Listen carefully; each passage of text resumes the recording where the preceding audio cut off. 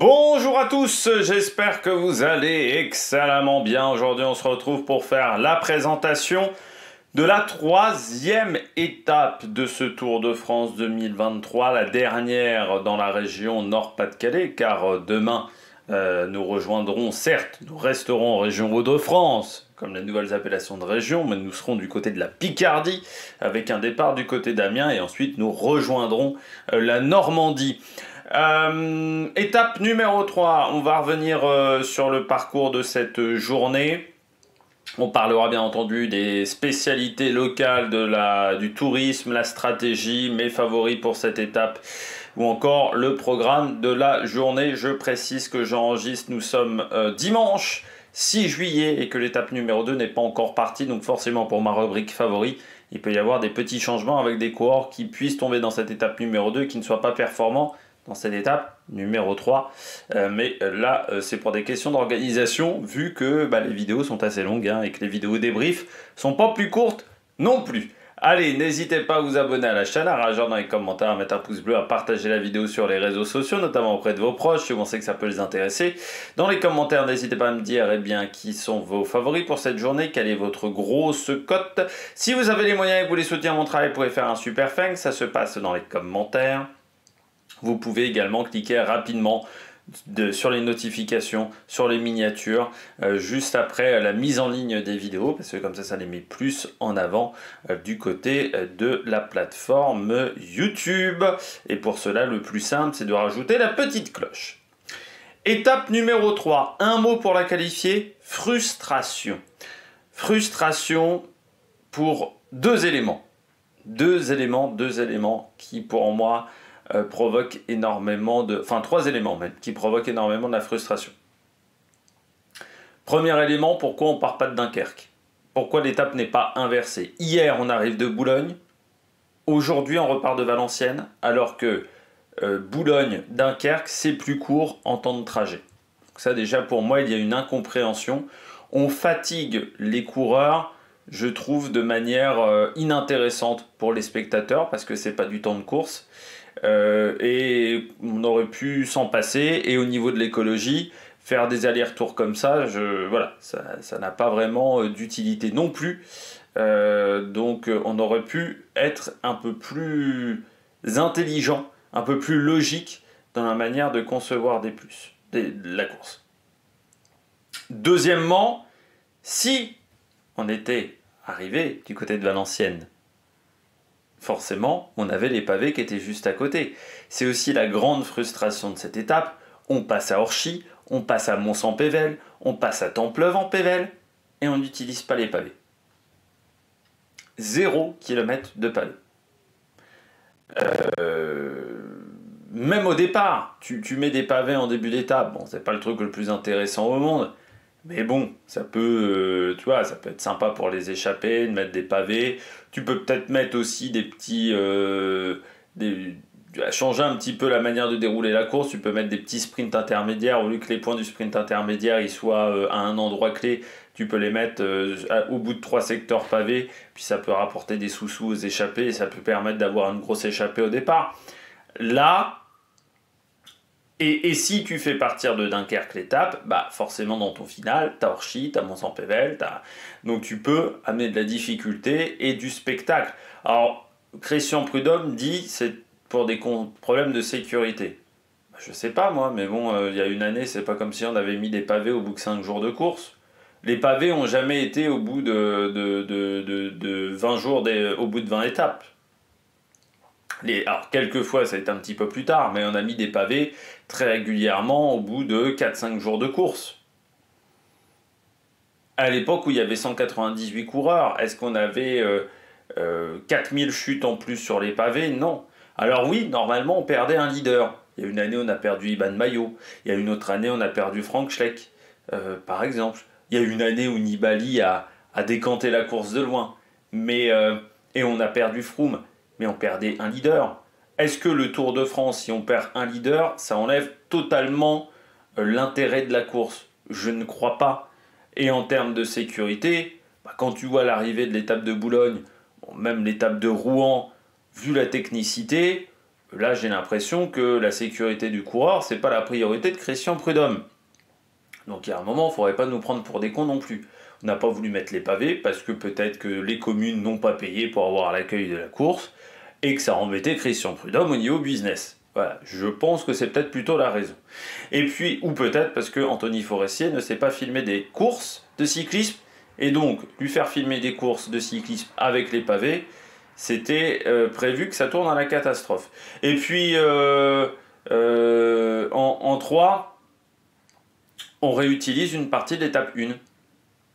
Il y a une portion de l'étape 1, pas énorme, hein, qui va être utilisée, et on passe quand même par des communes que l'on a vues lors de l'étape 1, ou très proches de communes que l'on a vues lors de l'étape 1. On repasse à Béthune, on passe à Seclin, on passe pas très loin de Lens, de Liévin, on passe juste au nord de Lens et de Liévin et d'Hénin-Beaumont par exemple.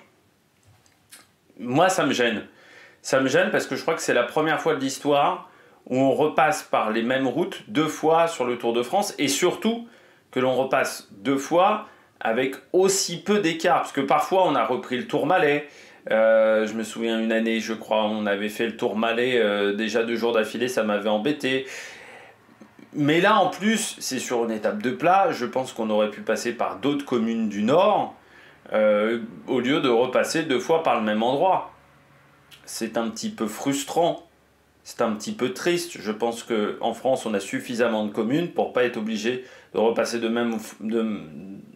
plusieurs fois au même endroit, quitte à peut-être qu'on rapporte un peu moins d'argent aux actionnaires, avec les villes qui veulent peut-être pas forcément payer, mais avoir une chouille plus de variété au niveau du parcours.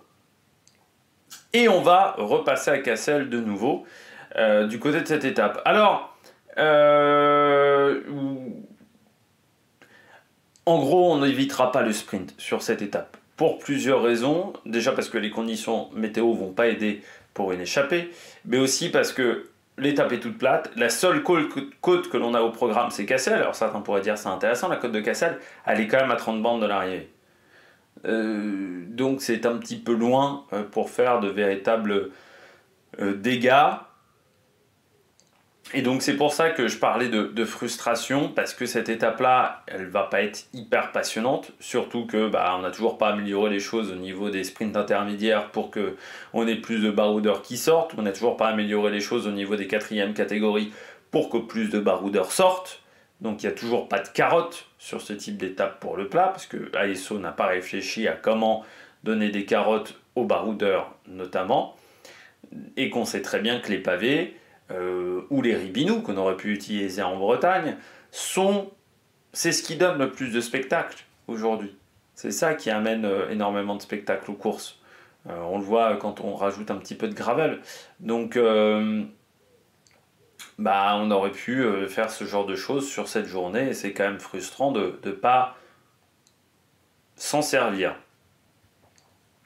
Et puis voilà, il faut prendre en compte également la fatigue au niveau des temps de transfert et la difficulté logistique au niveau de ces temps de transfert, parce que ça veut dire des massages tardifs, ça veut dire des repas pris tardivement, peut-être des heures de sommeil qui peuvent manquer, ou au moins des heures de détente qui peuvent manquer du côté des coureurs. Et ça peut avoir un impact sur la 3e semaine. Et c'est dommage que ça ne soit pas sur du temps de course. Et puis il faudra se rappeler que ce soir on arrive à Valenciennes et que demain on part d'Amiens. Il doit y avoir 2h30 de route entre les 2 communes. Donc là aussi il va falloir le prendre en compte au niveau des hôtels pour les équipes. Ça va encore être compliqué au niveau logistique. Après ça va un peu se calmer en Normandie, puis ça va reprendre un petit peu après au niveau des temps de transfert. Dénivelé positif de cette journée, 671 mètres, 20e étape dans ce classement. C'est l'étape en ligne la plus simple, tout simplement, avec le moins de dénivelé positif sur cette étape numéro 3. Au niveau du classement de la montagne, un petit point. Et au niveau du classement par points, 70 points récupérés sur cette journée, 20 au sprint intermédiaire, 50 points à l'arrivée. On regarde tout de suite le parcours de cette étape numéro 3. On part donc de Valenciennes pour aller à Dunkerque. Vous allez voir, ça va aller assez vite du côté de la présentation de ce parcours, sans 78 km du côté de cette journée. On part de Valenciennes, on passera à Saint-Amand-les-Eaux, Orchy, Templeuve, Mont-Saint-Pével, toute cette zone-là qui aurait pu accueillir des pavés qui n'en accueillent pas. On passera à Seclin, Auchy-les-Mines, repassage à Béthune, Isbergues, connu pour son Grand Prix, du côté d'Isbergues, à la course cycliste. Donc ça sera à 60 km de l'arrivée, le sprint intermédiaire. Puis on aura la montée de Cassel, 2 km 3, 4% de moyenne, au kilomètre 146,5, c'est-à-dire un peu plus de 30 km de l'arrivée. La descente du Mont Cassel, toujours faire attention, on passera à Bergues et on arrivera du côté de Dunkerque sur une étape qui aura été quand même extrêmement plate pendant toute la journée. La fin d'étape, si on le regarde rapidement, c'est pas très technique. Alors, on rappelle que la zone de sprint commencera à 5000 mètres de l'arrivée, donc la zone sécurisée. Donc à partir de 5 km de l'arrivée, si vous tombez ou si vous avez un problème technique, vous êtes remis dans le temps dans le groupe auquel vous apparteniez. Voilà, c'est important de le préciser. Il y aura un terre-plein central où il ne faudra passer que sur le côté droit de la route. Le vrai danger pour moi de cette étape, c'est le passage à niveau à 2000 mètres, parce que selon comment il est prononcé ce passage à niveau, si on sent bien les rails ou pas énormément les rails, ça peut être un petit peu dangereux. Donc il faut faire attention, puis j'espère qu'il n'y aura pas de souci au niveau des trains qui couperont la route aux coureurs à 2 km de l'arrivée. Et puis ensuite on aura un premier virage sur la droite, et puis ensuite une première courbe au niveau de la flamme rouge, une deuxième courbe sur la gauche vers 400-300 mètres de l'arrivée. En fait la ligne droite on la verra surtout à partir de 300 mètres de l'arrivée. Ça aussi c'est toujours un petit peu atypique les sprints comme ça, vous voyez la ligne d'arrivée vraiment dans le final, c'est pas toujours simple, avec un vent qui ne sera pas favorable, mais ça on y reviendra. On regarde la carte. Donc on part de Valenciennes pour aller à Isbergues, et puis ensuite on arrivera du côté de Dunkerque, donc là on est autour de Lille, et là vous voyez Lens, où on est passé il y a 2 jours par ce coin là, donc ça c'est un petit peu dommageable quand même de repasser par des bouts de route qui sont similaires. On regarde tout de suite le tourisme du côté de cette journée de compétition. On commence par Dunkerque du côté du tourisme avec le parc des prix de Rome Jacques Chirac. C'est quoi ce parc? En fait le prix de Rome dans les années de 1663 à 1968, c'était un prix où vous aviez une quarantaine d'artistes qui faisaient de l'architecture, des peintres, de la sculpture, du musicien. Donc l'idée était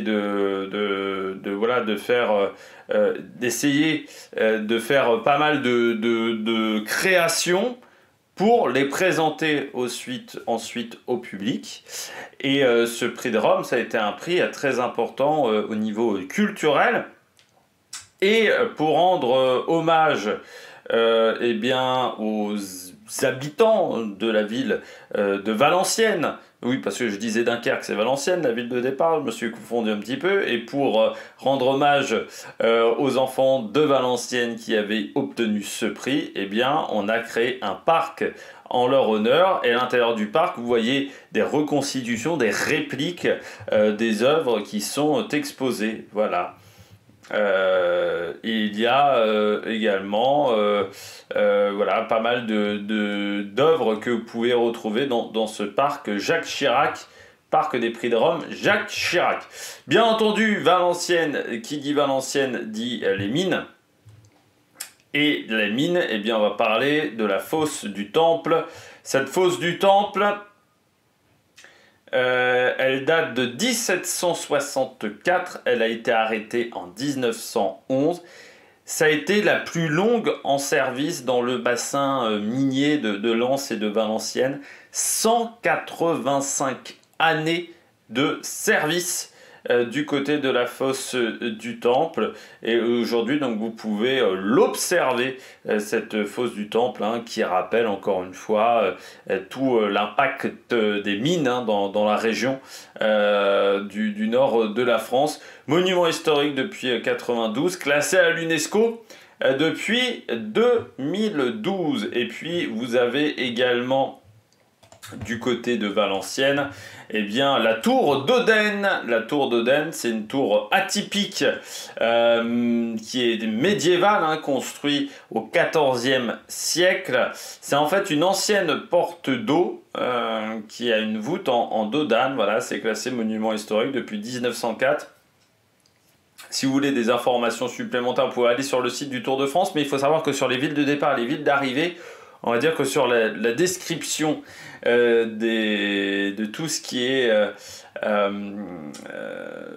spécialité touristique, on est un petit peu au minimum syndical, comme on pourrait dire. Et puis on termine avec l'hôtel de ville, vous voyez, avec ce magnifique feu d'artifice, hôtel de ville assez sublime, du côté de Valenciennes. Un hôtel de ville qui a été reconstruit par Jean Roisin entre 1611 et 1614, détruit en 1940, hein, Valenciennes. On parlera bien entendu de Dunkerque avec la Seconde Guerre mondiale, mais c'est vrai que Valenciennes et tout le Nord ont vraiment subi avec la Normandie lors de la Seconde Guerre mondiale. Seule la façade va rester. Le beffroi va s'effondrer avec l'horloge et une sculpture de Carpeaux, et cette dernière va être reconstituée à l'identique en 1941 et inscrite au monument historique depuis 2001, cet hôtel de ville. La façade, elle, date du XVIIe siècle. Voilà, donc c'est un style gothique au XVIIe siècle. On poursuit avec eh bien, cette étape, et là on va aller du côté du château de la princesse d'Arenberg. C'est à Reims, du côté de ce château. On est sur un château qui a été construit en 1829. Donc il a été construit par la famille d'Arenberg. Et donc Ernest Arenberg, qui était un grand propriétaire notamment de mines, va séjourner avec son épouse, Sophie, qui va être surnommée la princesse d'Arenberg du côté de ce château. C'est devenu la propriété de la commune en 1952, et vous avez un grand festival de métal et de hard rock qui se déroule sur le parc une fois par an. Voilà, de ce château de la princesse d'Arenberg. On rejoint Saint-Amand-les-Eaux. Saint-Amand-les-Eaux, connu pour ses thermes, ses eaux thermales du côté de Saint-Amand-les-Eaux, mais aussi connu, eh bien, pour le titre de champion de France du côté de Nasser Boigny, du côté des garçons, et du côté de Marion Rousse, qui s'était imposée en solitaire. À l'époque, elle faisait partie de l'équipe Lotto. La Française Marion Rousse, elle avait pris sa retraite l'année d'après, je crois. Elle prend sa retraite du côté de Marion Rousse. À l'époque, elle était assez jeune, hein, parce qu'elle a pris sa retraite à 24 ou 25 ans. Marion Rousse, qui avait réussi à obtenir le titre de championne de France, quasiment à domicile, hein, donc elle était assez émue du côté de Marion Rousse. Alors moi, il y a un truc qui m'a perturbé avec Marion Rousse. Alors je ne sais pas si c'était à la mode à l'époque au niveau maquillage, mais alors le contour des yeux comme ça, noir, mais c'est impressionnant, hein, le noir sur toutes les photos, hein, vous allez voir Marion Rousse sur toutes les photos de ce jour-là, parce que j'en ai regardé plusieurs pour être sûr que c'était pas... elle a un contour des yeux noirs. Alors, je ne sais pas si c'était à la mode à l'époque, mais ça surprend un petit peu, voilà, en 2012. Je ne suis pas expert maquillage, mais voilà, ça m'a un peu perturbé ce truc-là. C'est vrai que surprenant. Du côté de Mario Rousse, qui avait remporté le titre, l'enfant de la région. Bien entendu, on poursuit. On va parler quand même un petit peu des pavés. C'est une région de pavés avec Corchy, Mons-en-Pévèle et également Templeuve en Pévèle avec le moulin de Vertin. Du côté de Paris-Roubaix, vous savez, c'est le secteur qui est en deux parties et qui est un secteur qui n'est pas le plus dur de la course, qui se situe à 35 km de l'arrivée à peu près. C'est avant le passage compliqué, et notamment le carrefour de l'Arbre. Alors, ce moulin qui date du 15e siècle, c'est le moulin blanc, le moulin de briques, le moulin de Vertin. Alors, il a cessé de tourner en 1908, il va être dégradé pendant la Première Guerre mondiale, et il sera restauré entre 1980 et 85, il appartient à la commune, et il a un fonctionnement particulier autour d'un pivot central, ce qui en fait un moulin assez unique. Voilà. Et il y a un pavé géant qui est installé à proximité de ce moulin de Vertin pour célébrer également les pavés de Paris-Roubaix du côté de cette commune. On passe à Cambrin. Du côté de Cambrin, eh bien, vous avez un cimetière. Et du côté de Cambrin, donc vous avez le cimetière, j'essaie de me retrouver, je me suis un peu perdu, Cambrin, voilà, parce que j'ai sauté pas mal de communes. Donc vous avez deux cimetières militaires, là encore, hein, pas mal de cimetières militaires dans la région, on en avait déjà parlé hier. Et vous avez également un marais du côté de Cambrin, et vous avez également une réplique de la Statue de la Liberté, une réplique qui avait... Qui a été refaite un petit peu ces dernières années. Donc elle avait disparu de cette petite place et elle est réapparue. Voilà, cette magnifique statue de la Liberté. C'est une réplique voilà, de cette statue de la Liberté, comme vous avez également une statue de la Liberté dans Paris également, pour ceux qui ne sauraient pas. On poursuit du côté de Lilliers avec la collégiale Saint-Omer, style roman qui date du XIIe siècle, qui est construit précisément entre 1125 et 1135 sur des fondations où il y avait déjà il y avait déjà un bâtiment à cet endroit-là par le seigneur de Lilliers, qui avait fait un pèlerinage à Rome. Et donc, elle est dédiée à Saint-Omer, Saint-Omer qui était évêque de l'Artois et de la Flandre. Voilà. L'église a été restaurée au XVIe siècle, au XVIIe siècle, et c'était un lieu du pèlerinage du Christ de 500. Voilà. Alors, la façade occidentale, elle s'est effondrée en 1971, mais elle a été restaurée depuis, car c'est un monument historique depuis 1875. Du côté de Lilliers, on va parler également du sucre. Vous savez, le sucre, la betterave, qui fait partie un petit peu des spécialités au niveau de l'agriculture. Il n'y a pas que la pomme de terre du côté du nord de la France. Et le sucre, connu également Béguinzet. Alors Béguinzet, c'est intéressant.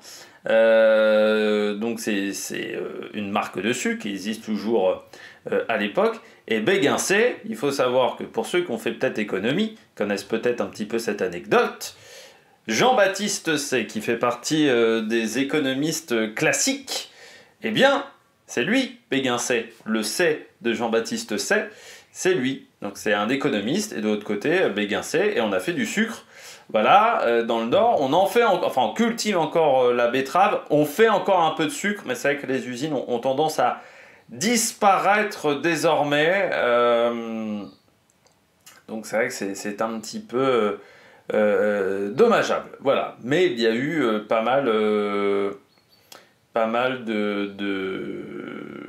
sucre fabriqué du côté de la région de Lilliers, où il y a également un grand prix, le grand prix de la ville de Lilliers, grand prix cycliste qui se déroule également sur la commune, comme le grand prix d'Isberg, pour ceux qui connaissent.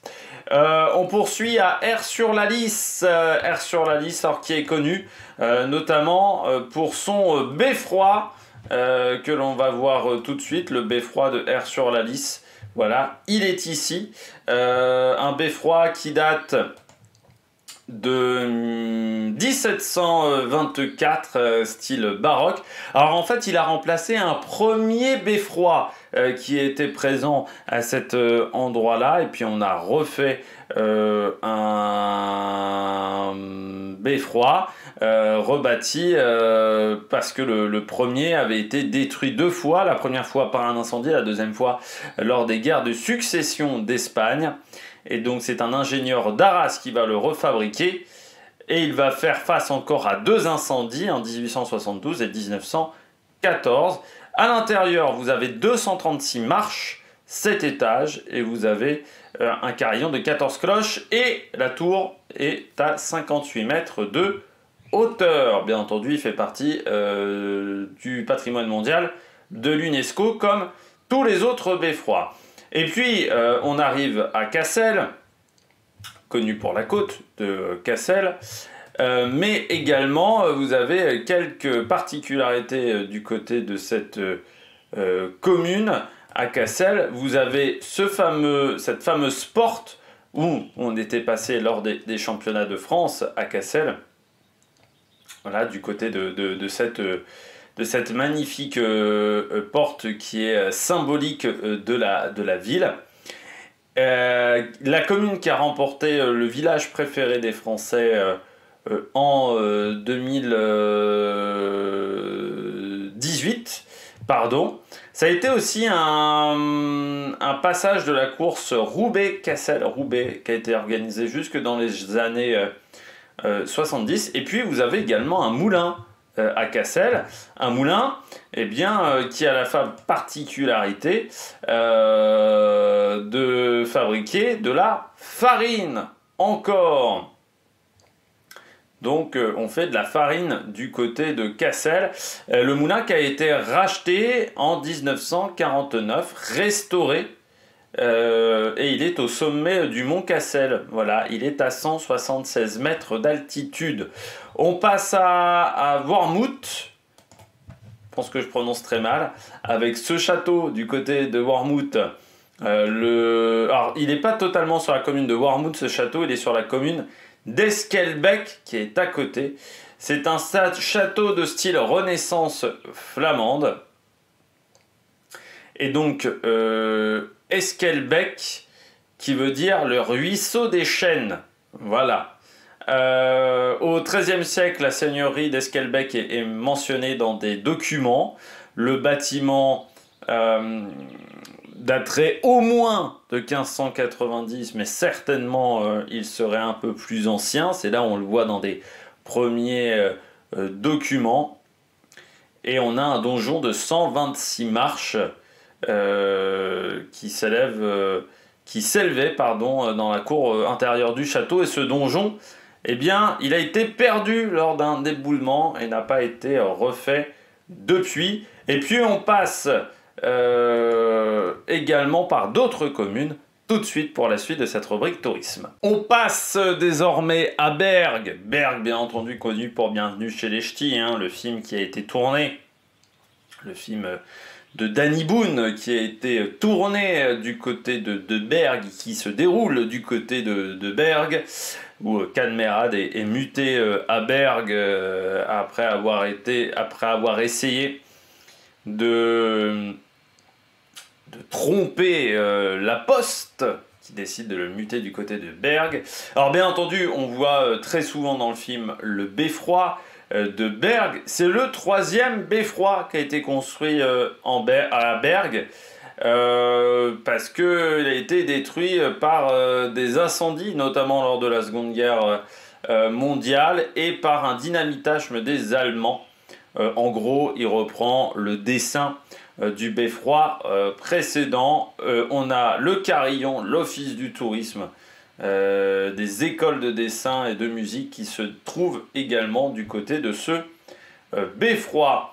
Et puis on va finir bien entendu cette visite du patrimoine par Dunkerque, Dunkerque, connu pour son carnaval du côté de Dunkerque, que l'on voit très régulièrement, le carnaval de Dunkerque, qui se termine sur la Grand Place avec un lancer de 450 kilos de hareng depuis le balcon de la mairie. Bien entendu, qui dit carnaval dit également géant.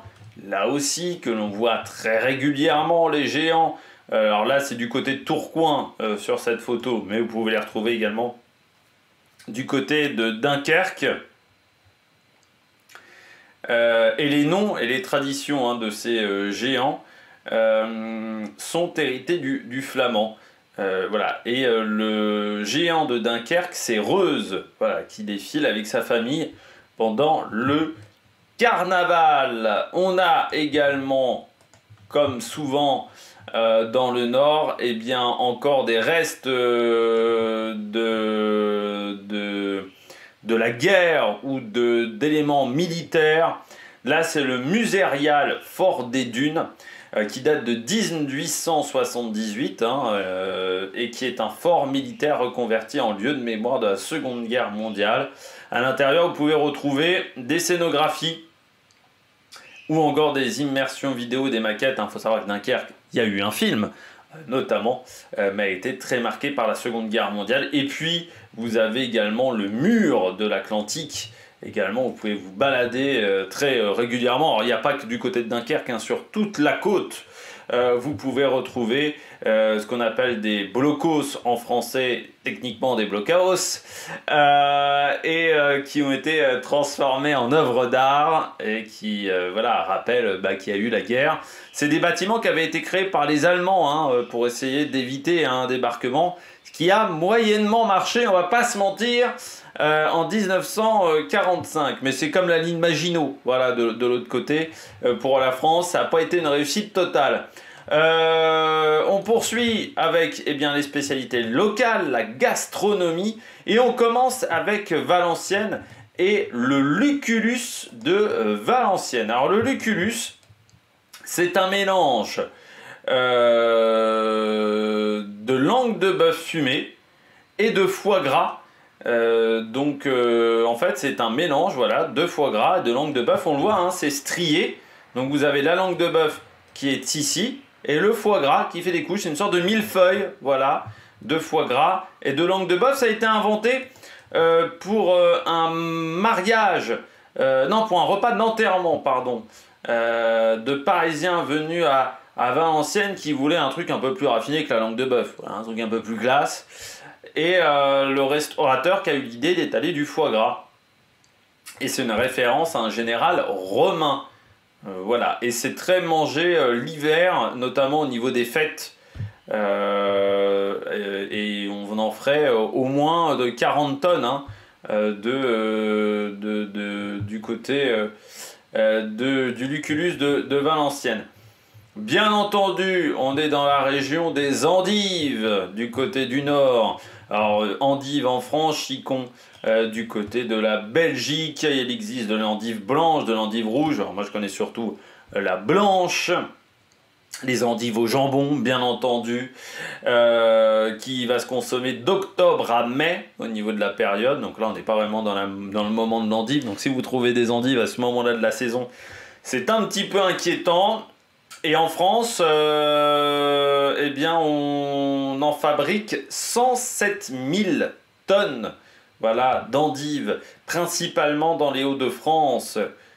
Voilà, donc c'est vraiment quelque chose de très très important, l'endive, du côté du nord de la France. On poursuit avec un autre plat typique du nord, et pourtant qui viendrait du Pays de Galles, c'est le Welsh. Alors le Welsh, c'est, on va dire, un petit peu le croque-monsieur local.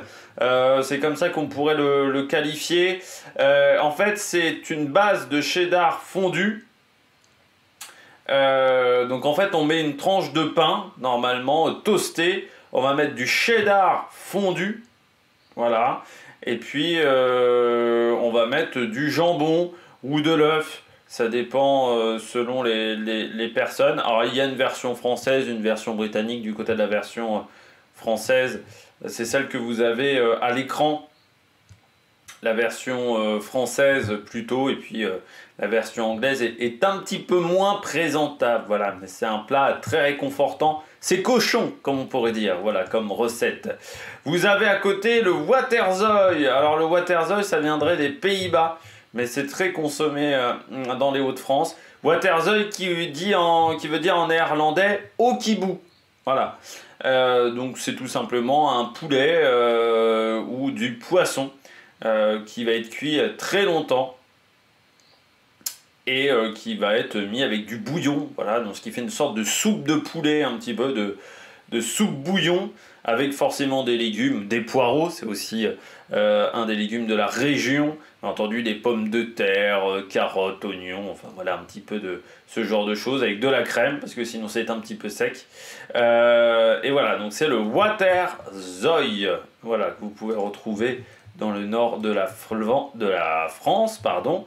La carbonade flamande, on n'en avait pas encore parlé de la carbonade flamande.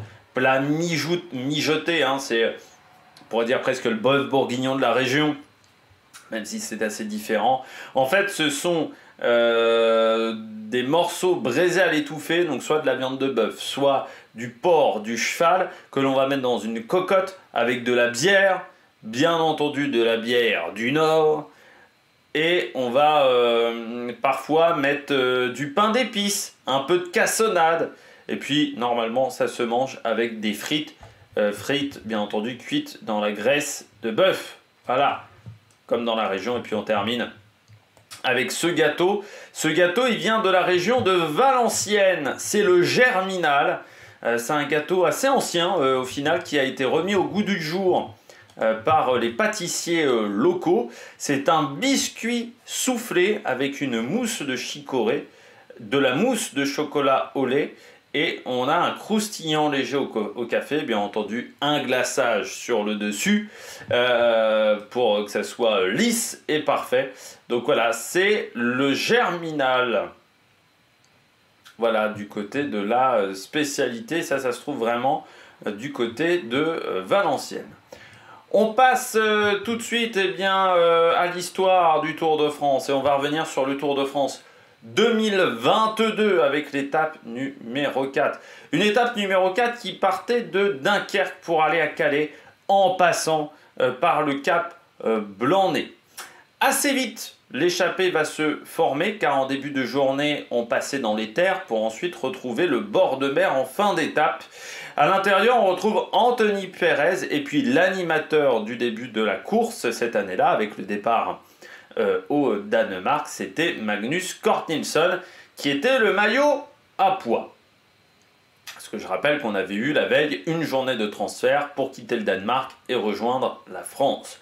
140 km de l'arrivée, l'écart est de 5 minutes 20. Cort Nielsen qui va continuer sa razzia de points au classement de la montagne. Il va passer en tête de toutes les difficultés sauf de la dernière, qui est ce fameux cap Blanc-Nez, pas très loin de l'arrivée. Et il va battre un record qui datait de 1958, alors à l'époque détenu par Bahamontes sur des montées un petit peu plus longues.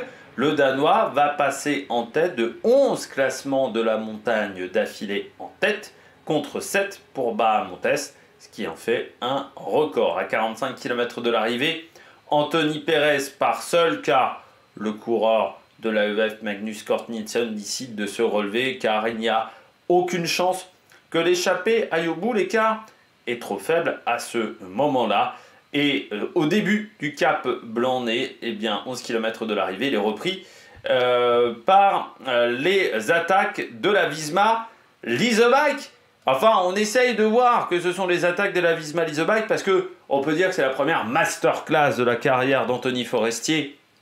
C'est la première grande masterclass peut-être que l'on retrouve, dont on se rappelle du côté d'Anthony Forestier au niveau de la réalisation. Parce que c'est simple, il va se passer plein de choses dans cette montée du cap Blanc-Nez, on ne va rien comprendre. Alors déjà, Tadej Pogačar est mal placé au départ de la bosse. On pense qu'il est mal placé au départ de la bosse parce qu'on n'a pas d'image de Tadej Pogačar à ce moment-là et qui va se faire bloquer au tout début du cap Blanc-Nez.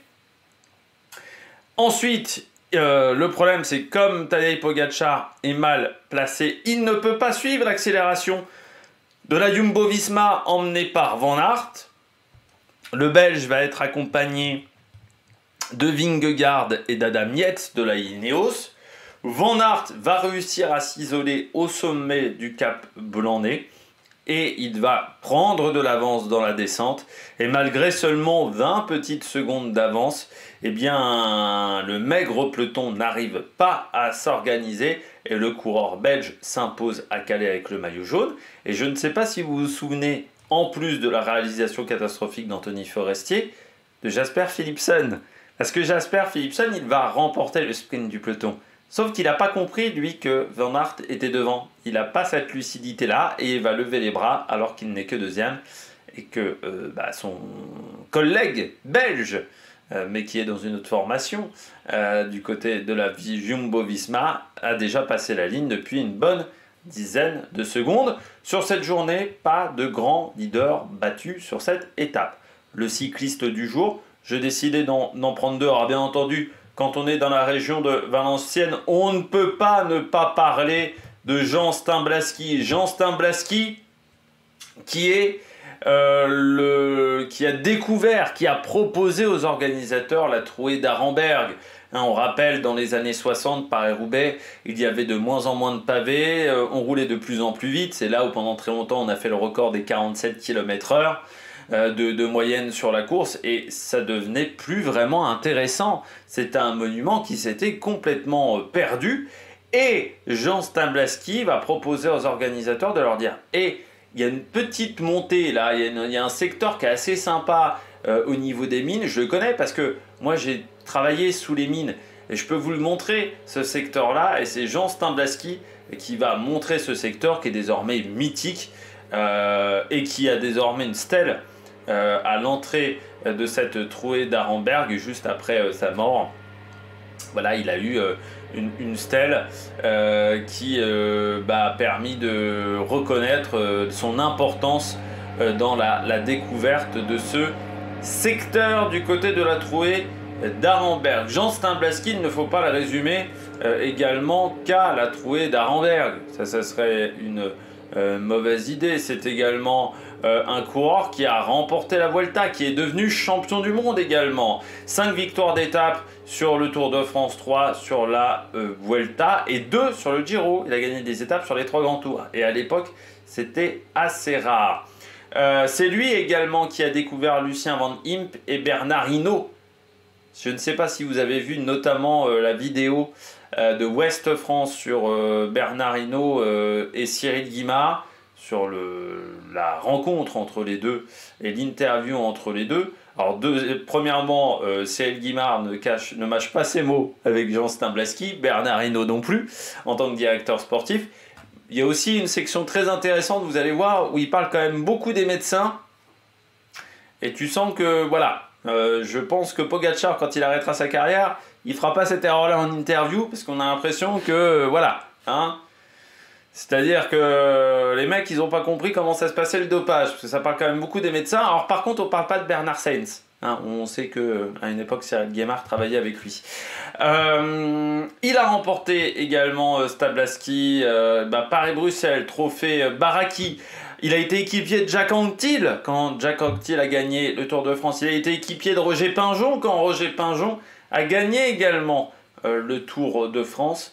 Donc ça a été un homme important du cyclisme, même si Jean Stimblaski, sa carrière est aussi marquée par 2 contrôles antidopage. Alors un où il avait décidé de ne pas se présenter au championnat du monde en 66, et puis un contrôle aux amphétamines en 68. Alors lui, il a toujours dit que ce jour-là, lors du Tour de France 68, il était propre et que c'était une erreur des contrôleurs, mais il avait reconnu à une époque s'être dopé, notamment lors de son début de carrière, du côté de Jean Stimblaski. Et puis on va parler de Bruno Wojtiniek, coureur français également de la région, un coureur français qui était très prometteur, hein, Bruno Wojtiniek, qui a été découvert en 84 par Guimard chez Renault Elf, qui a ensuite été chez Z Peugeot notamment, et il est retourné chez Super U en 89. Il a obtenu 101 victoires chez les amateurs dans sa carrière.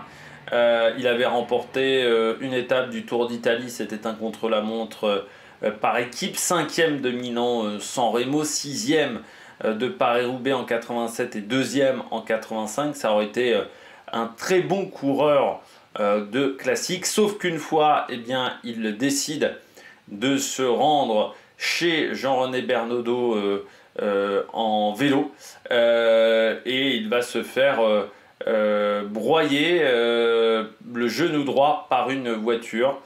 Déjà à l'époque on avait des problèmes avec les chauffards et il va devoir arrêter sa carrière à ce moment-là. Voilà, suite à cet incident du côté de Bruno Wojtiniek. On passe à la météo. Le temps va être mauvais. Le temps va être très mauvais du côté de cette étape. Beaucoup de pluie attendue. Il y a 90% de chances de pluie avec d'énormes ondées et des gros orages selon les prévisions météo, notamment de la chaîne météo. La température sera entre 18 et 20 degrés, donc ça va être assez frisqué pour un mois de juillet. Et puis surtout par rapport aux températures qu'on a eues la semaine dernière. Et puis un vent de nord entre 25 et 50 km/h. Donc un vent qui va être dans une première partie de côté, hein, jusqu'à... je peux vous remontrer peut-être la carte, si ça s'affiche correctement. Par rapport à hier, hop, ça va s'afficher correctement. Le vent, donc, qui va être de côté sur la première partie de course, entre Valenciennes et Isberg, et ensuite à Isberg jusqu'à Dunkerque, ça sera un fort vent de nord, hein, encore une fois, jusqu'à 50-55 km/h en rafale. Donc ça va pas être de la tarte pour les coureurs. On passe tout de suite à la stratégie. Je pense qu'on va avoir une toute petite échappée, au mieux 2-3 coureurs. Au mieux. Les difficultés sont quand même plutôt sur la fin de journée. Il y a quand même la carotte du sprint intermédiaire qu'on peut aller récupérer. La montée de Cassel, je pense qu'il y aura beaucoup de tension. Et puis il y aura le vent de face, donc ça ne va pas aider. Il faut essayer de viser le sprint intermédiaire, mais bon, je ne suis pas sûr que beaucoup de coureurs soient motivés pour faire premier d'un sprint intermédiaire. Et puis à l'arrivée, on aura un sprint. Un sprint, je regarde un petit peu la configuration du final. Oui, avec quand même un vent défavorable, donc il ne faudra pas être trop tôt devant jusqu'aux 2 km. Et ensuite, il faudra être devant au niveau du passage à niveau à 2 km de l'arrivée. Voilà. Là, tu peux commencer à te mettre devant. Mes favoris, Milan, parce que dans ce genre de cas, il faut avoir un gros train. Je pense que Milan là, et puis j'ai bien aimé son sprint du côté de Milan. J'ai mis également Philipsen, parce que son sprint du côté de la première étape à Lille m'a vraiment impressionné. Enfin, j'ai bien aimé son sprint. Et lui aussi, il a un train de qualité. Et forcément, qui dit vent de face, dit vent fort, dit Merlier. Parce que il est très fort dans ce genre de cas. Donc il faudra se méfier de Tim Merlier. Mais il faudra quand même que ça soit plus en place du côté de la Soudal Quick Step que lors de la première étape. Grosse cote, Lewis Aski, c'est un coureur qui s'est bien frotté.